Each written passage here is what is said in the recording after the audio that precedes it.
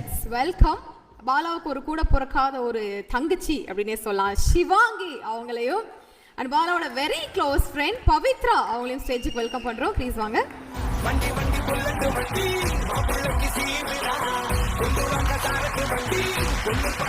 Shivangi and Pavithra, hi. Hi. Yes, of course. ரொம்ப நன்றி வந்ததுக்கு. அண்ட் பாலா அண்ணாவுக்கு என்ன சொல்ல விரும்புறீங்க சிவாங்கி? முதல்ல எல்லாருக்கும் ஒரு hi. Love you. Love you too. So பாலானை பற்றி வந்து ஃபஸ்ட்டு சொல்லணும். என்னன்னா வந்து ஃபஸ்ட்டு உங்களுக்கு ஞாபகம் இருக்கும்னு நினைக்கிறேன், ஃபஸ்ட்டு குக் வித் கோமாளி ஷோவோட ப்ரோமோ ஷூட்டோ ஃபஸ்ட் எபிசோட் ஷூட்டோ காலையில் 8 மணிக்கு வந்தோம். ஆனால் ஈவினிங் 6 மணிக்கு தான் எபிசோடு ஷூட் ஆரம்பிச்சுது. ஆனால் அந்த ஐயோ அதை போய் இப்போ இந்த இடத்துல சொல்லணுமா?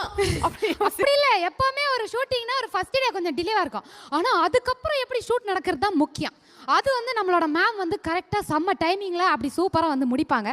ஸோ அந்த ஃபஸ்ட் டேயில் வந்து நான் ரொம்ப புதுமை, அதாவது எனக்கு வந்து அப்போ இந்த வாய்ஸில் இந்த கலாய்ச்ச ஒரு ஃபேஸில் இருக்கும்போது பாலாண்ணா வந்து அப்போ தான் சூப்பர் சிங்கர்லாம் அடிக்கடி வந்துட்டுருப்பார். வந்துட்டு நான் சொல்லுவேன், அண்ணா உங்களுக்கு காமெடி பண்ண தெரியும், நான் என்னன்னே பண்ணுறது உங்களுக்கு மத்தியிலலாம் அப்படின்னு சொல்லும்போது அவர் தான் வந்து ஃபஸ்ட்டு இந்த மாதிரி வந்து இல்லை பாப்பா நீ வேறு மாதிரி தெரியவே இந்த ஷோ மூலியமா அப்படின்னு சொல்லிட்டு ஃபஸ்ட்டு பாலாண்ணா தான் வந்து என்னை என்கரேஜ் பண்ணார். கரெக்டாக வந்து அப்போ கூட நான் நம்பவே இல்லை. ஆனால் இன்னொன்று, கடந்த ஒரு 3 சீசன்ஸ் பாலாண்ணாவோட பண்ணோம்.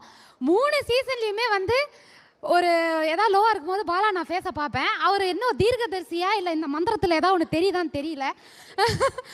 அவர் வந்து கரெக்டாக என்ன நான் என்ன ஃபேஸ் பண்ணுறேன், அடுத்தது இன்னும் நடக்க போது கொண்டு சொல்லிடுவார்.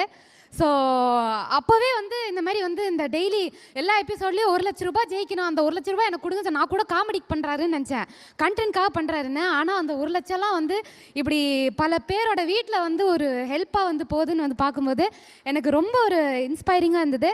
எஸ்பெஷலி நான்லாம் யோசிப்பேன், யாருக்காவது வந்து ஏதாவது ஒன்று வந்து அதுவும் அந்த கெட்ட மனசு இல்லாமல் ஏதாவது ஒன்று பண்ணாலே, நம்மளை ஏமாற்றிட்டு போனாலே, என்ன இது நம்ம வந்து ஒன்றுமே அவங்களுக்காக நினைக்கல, ஆனால் நம்ம இப்படி தேய்ச்சிட்டு போகிறாங்க அப்படின்னு சொல்லிட்டு நம்ம வந்து யோசிக்கும் போது பாலானா வந்து இப்படி ஃபுல்லாக அன்கண்டிஷனலாக கொடுத்து இப்படி பண்ணிட்டு இப்படி இவ்வளோ பேரை வந்து சம்பாதிச்சு இவ்வளோ பெரிய மேடை வந்து பாலானா வந்து ஏர்ன் பண்ணியிருக்காரு. ஸோ இந்த படம் வந்து மிகப்பெரிய வெற்றியாய் இன்னும் நிறைய 100 படம் வச்சு இன்னும் ஒரு 10,000 பேருக்கு ஹெல்ப் பண்ணி நீங்கள் வந்து ஒரு பெரிய ஆளாக ஆகணும் அப்படின்னு நான் வந்து வேண்டிக்கிறேன்.